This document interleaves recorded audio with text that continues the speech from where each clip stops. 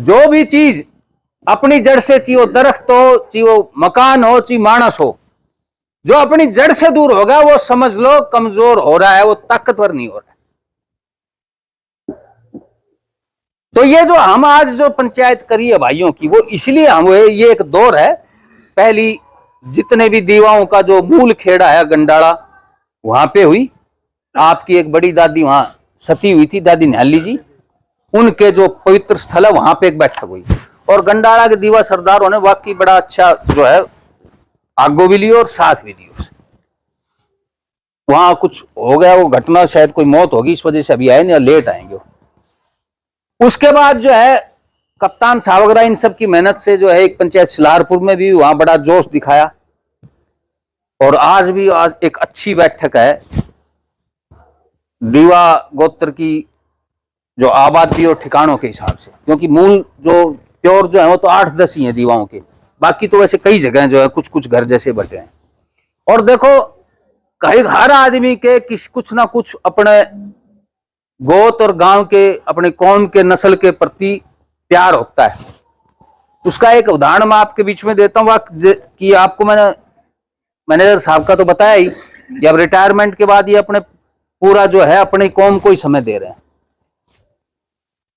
America से आए world bank में भाई धर्मेंद्र राव जी, और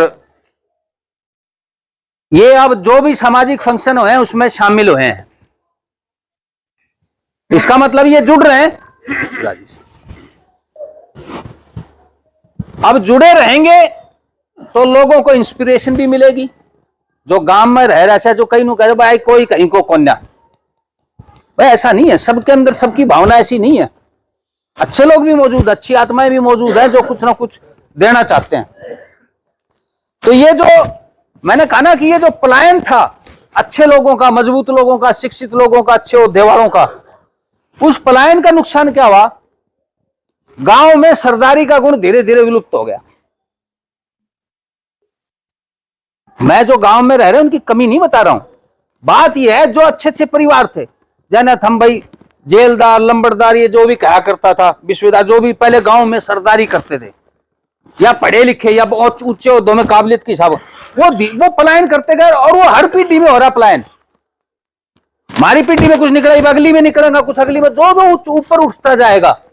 हम राज्य होते ना भाई, आईएएस बन गए, आईपीएस बन गए, डॉक्टर, इंजीनियर बन गए, राज्य तो हम गांव के बच्चे हमारे निकल रहे हैं अपनी मेहनत से, लेकिन वो मार्ग की तरह रह रहा है, फिर वो सारा बाहर जा रहा है ऐसे। तो फिर गांव कमजोर हो रहा है, बिरादरी कमजोर हो रही है, क्योंकि सरदारी के गुण वाला जो बीज है वो बाहर जा रहा है। अब हालत ये होगी, इस बात को आप मानो कि हम इतना हिरवाल के तकरीबन हर कोने में और 300-400 गांव में हम घूम चुके हैं। गांव में एक भी ऐसा मानस को न कहीं गांव में जाए कि एक आवाज के ऊपर गांव इकट्ठा हो जाए। दुष्टोनाश इस राजनीति ने कर दिया, जो सरपंची के इलेक्शन है, इसमें तो ऐसो बैर बंद और गांव में इतना गुट हो गया कि मेरे कई पीढ़ी ला देंगी सुलझन में। सो दो, मेरी एक गुजारिश है, फोन को म्यूट करो। जीवन में हमारे से आधे से ज्यादा आदमी ऐसे हैं, बूढ़े हैं, जो कि शायद मर जाएंगे, दोबारा पंचायत में बैठने लायक आवेंगे नहीं, और ये जीवन में दोबारा मौके ऐसे मिलते नहीं है। ये फोन, ये व्यापार, ये चलते रहेगा। जब ये फोन नहीं था, जब भी जीवन चल रहा था, आप सुन लो, हो सकता है कुछ टाइम बाद राम जी हम नहीं बुला ले। तो ये मेरी ये पंचायत का पहला नियम है, फोन न तारक धर दो, म्यूट कर दो, आप साइलेंस करो, और कितनों भी जरूरी काम हो पहले सुनो भाइयों की पंचायत में, 2 घंटा बाद फिर सारा काम निपटा लिया। तो जो सरदारी का गुण विलुप्त हुआ, अब हालत यह हो गई है, गांव के ऊपर या किसी परिवार के ऊपर कोई आपदा आती है तो कोई आगो लेनियो नहीं से। आबादी भी कम हो रही है, पहले 5-5, 7-7, 8-8 बालक होया करता, एक ने पहलवानी बना दिया करता, भाई जब बाजा को बांस तो ये आगो ले लो, हम पीछे हो लेंगे, वो सौदो भी ना रहे उसी। और सारे के एक एक पपलू रह गयो, वो पपलू भी शुरू इसरो बना दियो, कहीं दिन को कन्या। तो हम तो रजमेंट खातर अंडा सब मानस ही ना मिलेंगे अगर एक एक जम होगा तो। और ये एक बहुत ऐसी वारदात हो रही है, कई बार हादसा हो जाता है, वो सिर पकड़ के वो लाइन ही रुक गई। वंश चाल्यो ही ना, बुढ़ापा में सुसरो छोरो मर गयो, वो बैठे हुए दाग देनी भी कोई ना। तो इन सारी चीजों की वजह से अब जो ये आ रहा है ये दौर, इसमें अब ये है कि आपकी सुनवाई, आपकी पहचान, आपकी समस्याओं का वो हल जो है वो आपकी ये खाप व्यवस्था हो। कानून ऐसा बना हुआ है, आम आदमी तो कानून का सहारा ले ही नहीं सकता। पहले वकील पकड़ो, पैसा दो, चक्कर काटते रहो, 20-20 साल जो है आपके फैसले नहीं होते। अब एक छोटा सा उदाहरण दे देता हूं। कल या परसों की बात हुई है, निजामपुर में एक बारात गई थी लाला रोडाई की, लाला गांव की, और वक्त की भी बात बिगड़ गई, पुलिस भी आ ली और सबको। लेकिन देखो जाटा में समझदारी से, उनके पास खाप व्यवस्था है। फट 11 गांव में की बुलाई, और मैं नहीं कह रहा कौन गलत था कौन सही था, पर उनने थाना कचहरी तक वो जान ही ना दियो, उत्तर कर दियो नू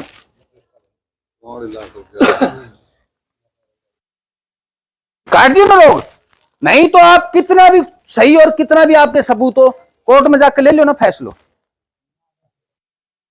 ना तो सुसरा को 20 साल तक चलो, ना छोरी ब्याह कर सके, ना छोरो ब्याह कर सके, घर रुड़ेगा वो अलग से।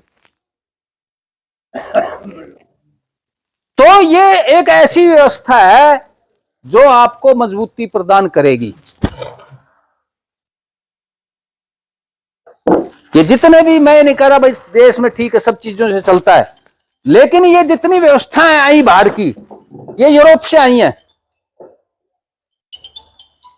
साहब ने बंद करो, कर लो म्यूट कर लो सारा फोन ना।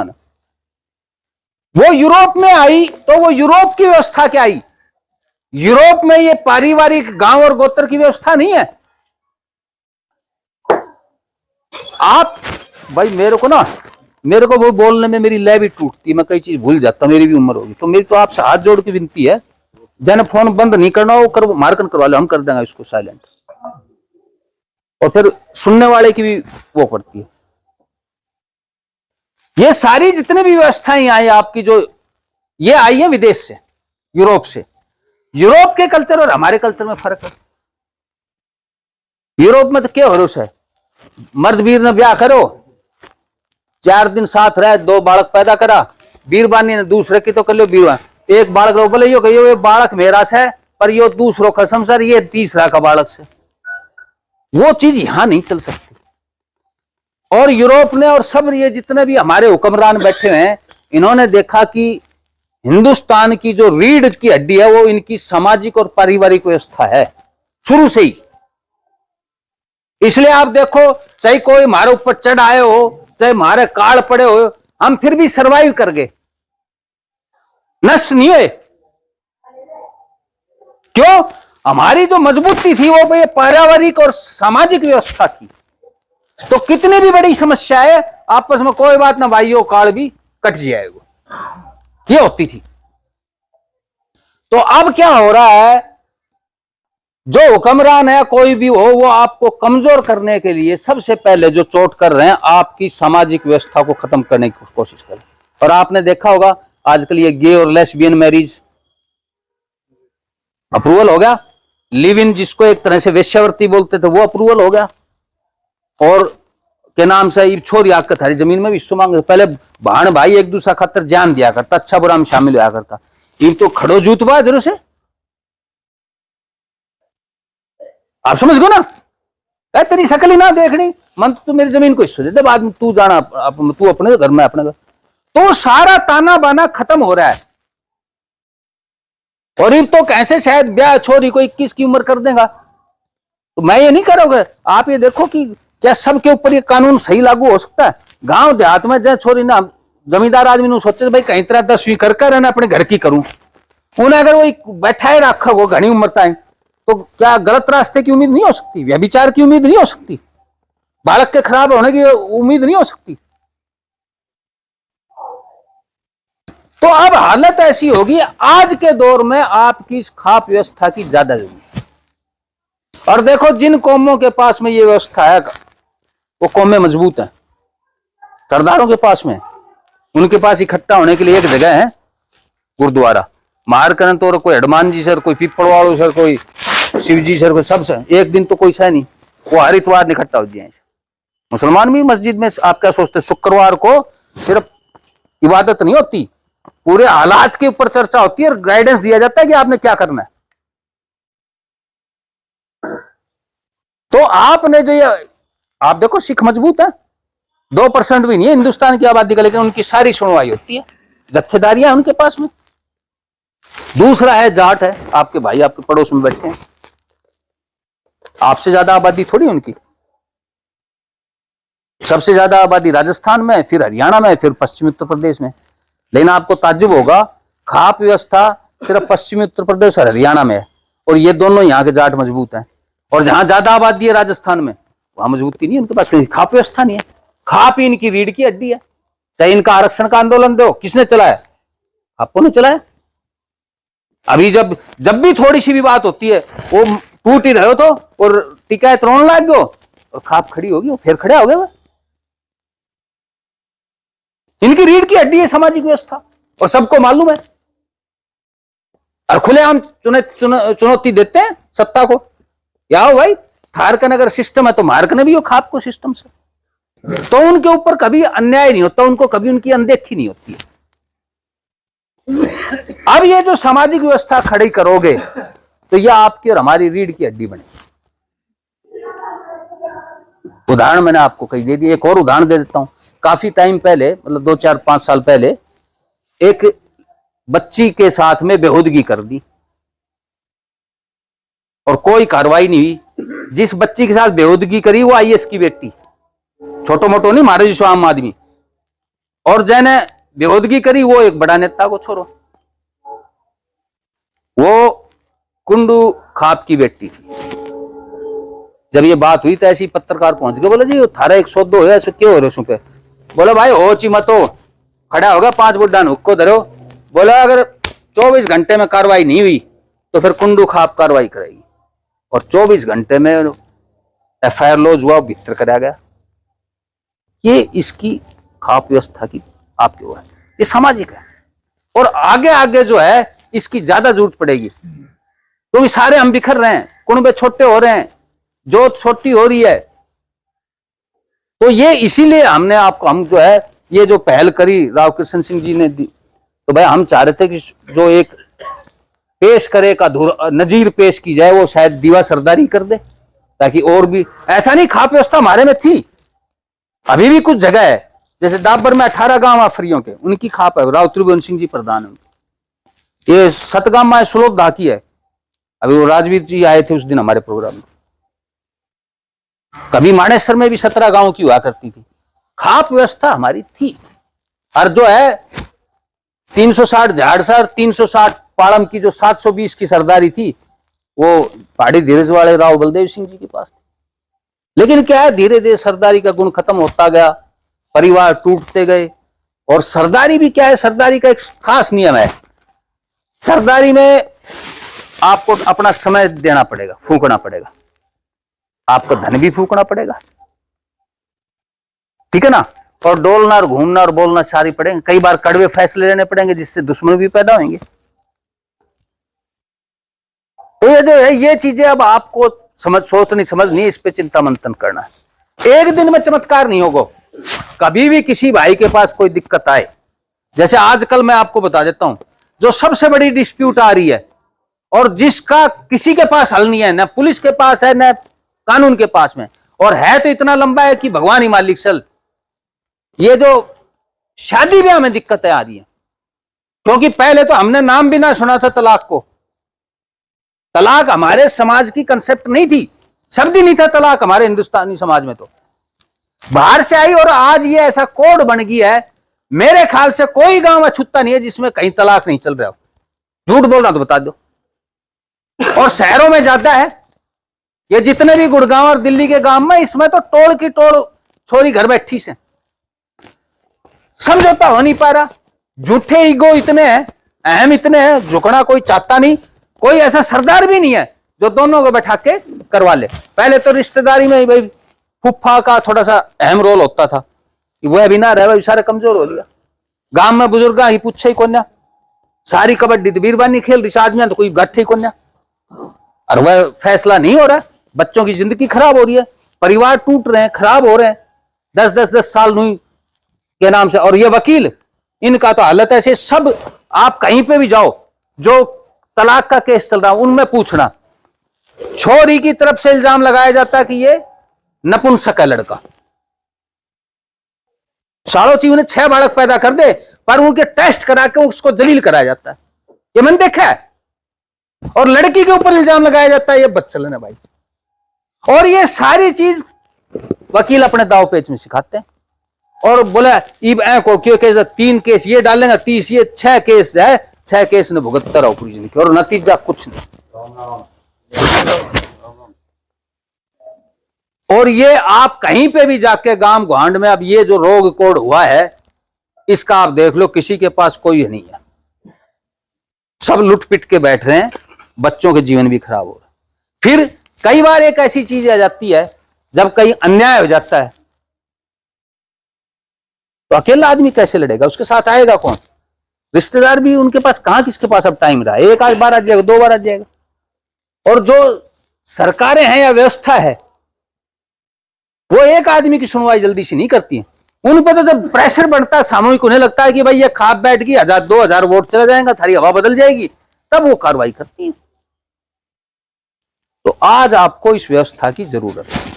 अब दूसरी चीज क्या है, खासतौर से जो पढ़ा लिखा तबका है वो कई बार सवाल उठा देता है, वो कहता है बोले यार किस जा रहा है सो तुम, आप भी कोई चीज से, ये भी ये सोच रहा क्या करे, सर ने सारा गलत फैसला लिया से, छोरा छोरी टांग दे से। सुनो भाई, आपने खाप के बारे में आप जानते नहीं हो, आपको जो अंग्रेजी मीडिया ने सिखाया वही आपने मान लिया।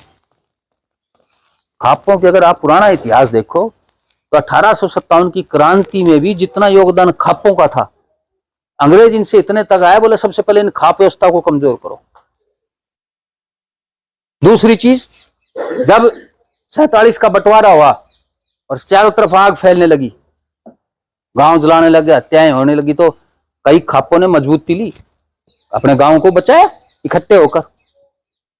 एक आदमी कैसे मुकाबला करेगा, लेकिन जब सारी व्यवस्था खड़ी हो जाएगी, जब हो जाता है। इवन जब तैमूर चढ़ के आया था, तैमूर का मुकाबला जो करने के लिए ये खापें ही खड़ी हुई थी, कोई राजा नहीं खड़ा हुआ था जल्दी से। खुद दुर्जन साल अहीर, जगराम अहीर हरिद्वार गेट, दिल्ली गेट के ऊपर जो है लड़ते हुए शहीद हुए थे। तो इनका बड़ा अच्छा इतिहास है खाप व्यवस्था का।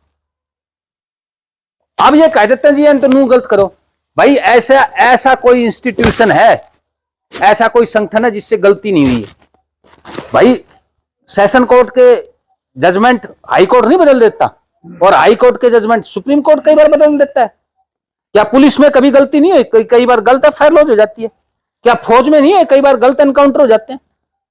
तो क्या हमने पुलिस फौज और इसको न्याय व्यवस्था को तोड़ दिया, क्या घर बैठा दिया? क्या हमने उसमें सुधार करा ना? तो मान लो खाप व्यवस्था में कुछ कमी रही हो या कुछ कमजोरी आ गई हो, तो उसमें सुधार करना चाहिए, उसको खत्म क्यों करा? और इस सामाजिक व्यवस्था जो है, इसके सबसे बड़े दुश्मन आपके खुद के हुक्मरान हैं, क्योंकि ये धोड़े कुर्ते पजामे वाले जो लोग हैं, ये कभी नहीं चाहते कि आम आदमी मजबूत हो। वो चाहते वो इतना कमजोर हो जाए कि वो घुड़लिए के बल चलता हुए तेरे पैरा में लौटे कि माई बाप ही बचा। सच्चाई है ये, क्योंकि अगर आप तगड़े हो गए अपनी सामाजिक व्यवस्था से, तो वो आपके यहां आके नाक रगड़ेंगे। अब क्या हो रहा, आप सारे उनके जाके भाई मेरे नू करवा दे, मेरे छोरो पकड़ लियो गलत, यानी छुटवा कही, ये चलेगी टसल। कोई सफेद कुर्ते पजामे वाला नहीं चाहेगा फिर ये खड़ी हुए, भाग जाते हैं। हमने कई बार नाम ले ली ना, हो जल्दी सी। आप देखो जाटों में अगर कुछ भी हो जाता है, उनकी खाप पे आके कितना भी बड़ा नेता झुक जाए इसे। अभी संडे को हमारे प्रोग्राम में सोमीर साहब जो एमएलए थे वो आए, सोमीर सांगवान जी, सांगवान खाप के प्रधान भी है। जैसे ही इनका वो बात चली, सबसे पहले कहा इस्तीफा दे, उसी टाइम इस्तीफा दिया उन्होंने। क्या आप अपने किसी को कह सकते हो सामाजिक या इलाके के मुद्दे के ऊपर अपने कोई भी आपकी नुमाइंदगी करता है तू इस्तीफा दे ना, तो कर सको, क्योंकि व्यवस्था ही नहीं होगी ऐसी कि कोई दबाव की जो व्यवस्था ही हमारे पास में नहीं है। सामाजिक दबाव जो है वो बहुत जरूरी है, और आज के दौर में सही गलत कोई पैमाना नहीं है। अब तो यह जहां सरों की संख्या है जिस तरफ, उसी के साथ सब बह लेते हैं। तो ये जो खाप व्यवस्था है, ये सरों की संख्या इकट्ठी करने की। फिर आपको पता चलता है भाई हमारा परिवार, हमारे भाई गोती भाई कहां कहां तक फैल गए हैं। आपका जुड़ाव भी बढ़ता है, एक दूसरे की कभी किसी रूप में मदद भी की जा सकती है। बहुत ऐसे मतलब मैंने देखा है, कई जीवन में ऐसे आए। अभी का तो मेरे को मालूम, पहले बड़ा मैं एक बार बैंक में गया काफी साल, मैं आपको 20 साल पहले की बात बता रहा हूं। गलती से जो पैसे जो गिनते में हो रहा है, मैं आधी रकम लेके आ गया।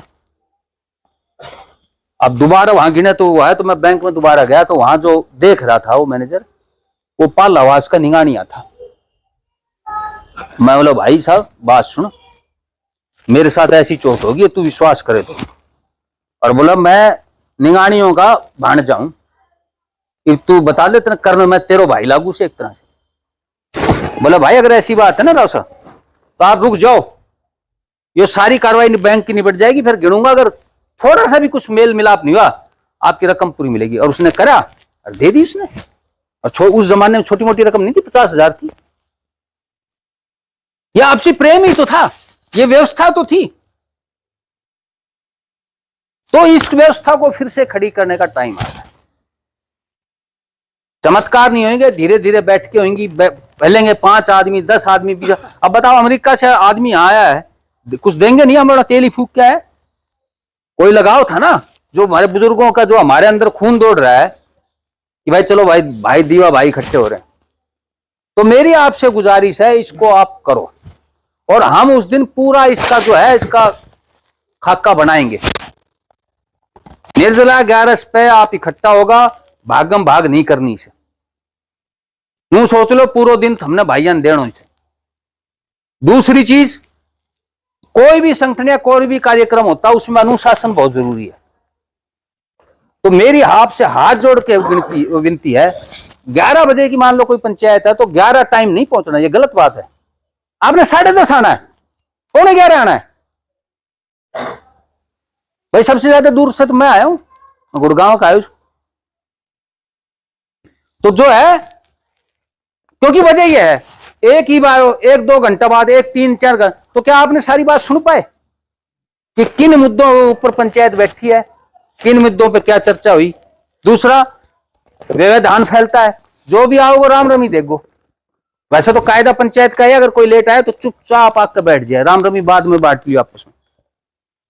ये यहाँ एक गलत प्रथा है। हिरवाल में मैंने देखा, बड़ा बड़ा पैर का आऊंगा, दूसरा लेट आऊंगा, फिर कोई कार्यक्रम चल रहा, राम राम सारों को निकल राम राम। कमियों को दूर करना पड़ेगा, समय की पाबंदी और अनुशासन। दूसरी चीज, हर जगह एक ये बीमारी फैल गई है कि कोई भी कोई उस पे होता तो बुढ़ा ही आओ इस हमारा जैसा, और इसकी एक खामियाजा भुगतना पड़ रहा है। बुढ़ होने जवान बच्चों को साथ में नहीं बिठाया तो वो सीख ही नहीं पाए कि पंचायत करी कैसे जाती है, पंचायत में क्या क्या चीज फैसले जाते हैं, कैसे उसका वो माए। अब मान लो हम मर जाएगा, फिर कौन ट्रेनिंग देगो बालका ने, बताओ।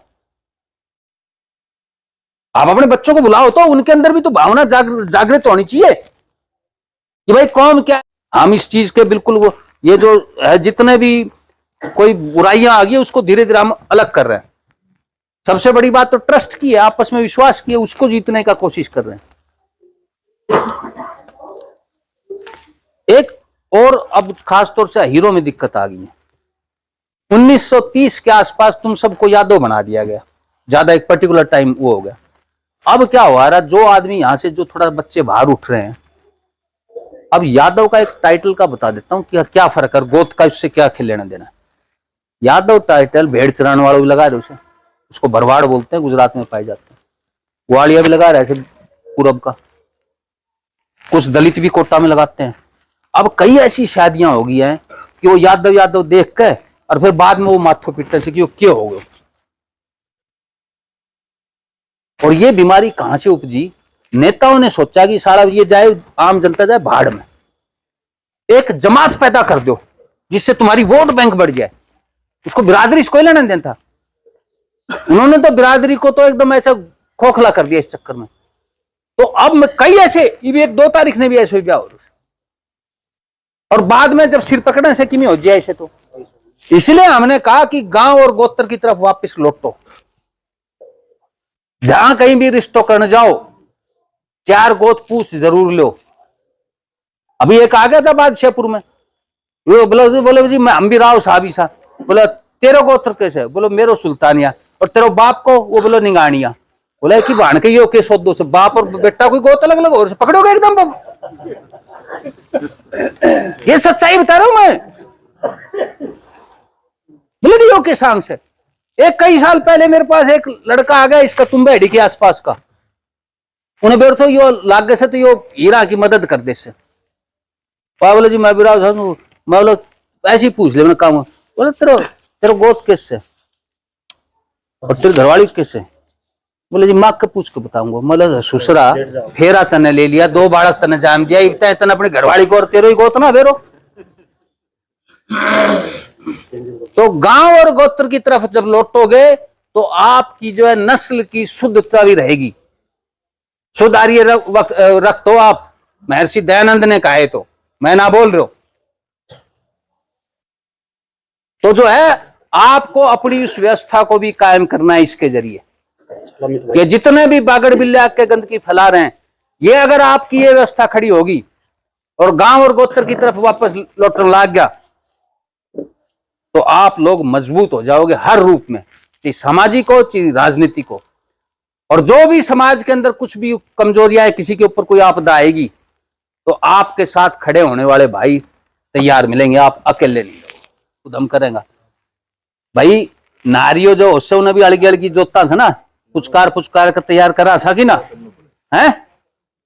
या घोड़े की सवारी एक दिन में हो जाए से पहले हिलानो पड़े से वो, और थम और हम हिलाऊंगा नहीं तो फिर तो रानना ही हो जाएगा। शेर भी शेरनी भी क्या होती है बालक जाम में से ना, फिर उन्हें शिकार करना सिखाओ से।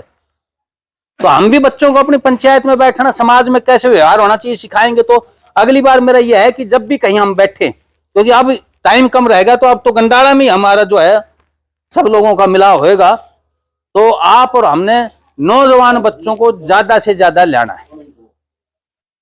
ठीक है साहब।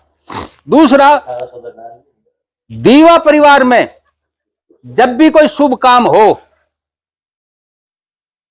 तो एक गोत्र के नाम का नेक जरूर निकालना है, चाहे वो निकालो 2 आना।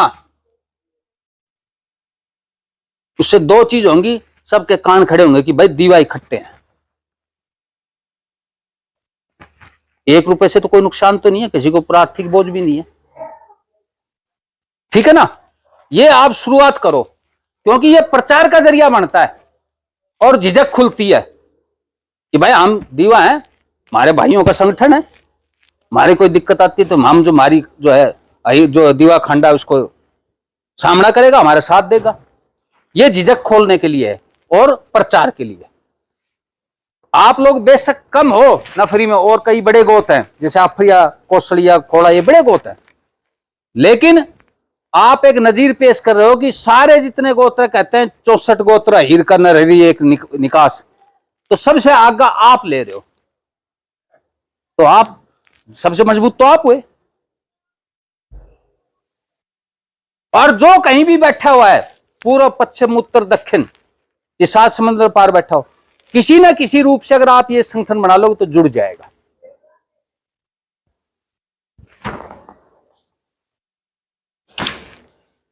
एक मैंने यहां व्यवस्था ही देखी, कई चीज हमने सीखनी पड़ेंगी। जैसे एक तो मोबाइल का हमने कहा था वो बंद करो। दूसरा, बुजुर्ग जो है कम से कम पंचायत के टाइम में नंगे सिर नहीं आए, एक बांध ले खंडवा, लू से भी बचाव होगा, जाडा का भी होगा। अच्छा है, ये सम्मानजनक है। अभी आप जाते रहे, हम निकलांगा मान लो उड़ा का मुंदी का, सबका कान खड़ा हो जाएगा, भाई दीवा सरदारी खट्टी हुई थी। अगर आप हो नहीं तो नुई छोकरा से बना अंडे होगा तो कौन क्या ध्यान रहेगा। पहचान भी देती है, सम्मान भी देती है, रिकॉग्निशन भी मिलती है। आप कहीं पे भी बड़े किसी नेता या पदाधिकारी पर वहां जाते हो ना, आप धोती कुर्ता और खंडा में तो वो आपको तवज्जो देते हैं। आप 3 पीस सूट पहन के गए ना, कहेंगे साले ये पढ़े लिखे हैं, किसी काम के ना, तो ये वोट देना लेनो ना देनो, नहीं देते तवज्जो उनको ज्यादा। देहात के आदमी को ज्यादा तवज्जो मिलती है जहां वोट का सवाल हो, क्योंकि उसको मालूम है ये वोट है, पढ़ा लिखा तो सर वोट ही ना गिरना। तो आपका पहनावा बहुत चीज, जो कई चीजों को डिफाइन कर देता है। और भाई जब सरदारी कर रहे हो तो सरदार लायक बनने भी पड़ेगा, ड्रेस कोड तो करना ही पड़ेगा आपको। दूसरा, जब भी ऐसी पंचायत बैठी, हुक्का तो ठीक है, क्योंकि हुक्का सबका होता है, हुक्का साझा को, भाइयों को। भाई दूसरों आओ तो नेब बदल लोगे अदवल, बीड़ी साझा की ना, बीड़ी एक आदमी की उससे, तो साझा वालों काम ले आओ ना, तो सारा भाई जुड़ा, ठीक है ना। तो अगली पंचायत में हुक्को जरूर होगो, लेकिन बीड़ी नहीं होगी। वैसे धन्यवाद जो आप लोगों ने सम्मान के लिए रखी, पर आगे हम सुधार कराएंगे।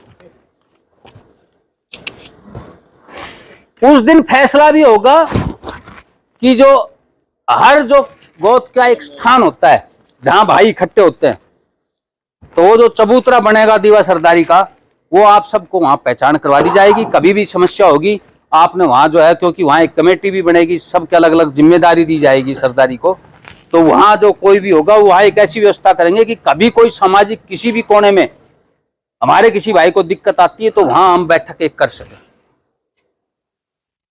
आपका निशान भी होएगा भैया, दीवा गोत्र का ये सिंबल है। और वार्षिक बैठक जरूर होगी, जरूरी नहीं कि हम जब समस्या हो जब ही बैठेगा, जब तो बैठना ही सामने, लेकिन एक वार्षिक बैठक का हम जरूर करा करेंगे ताकि जुड़ा रहा।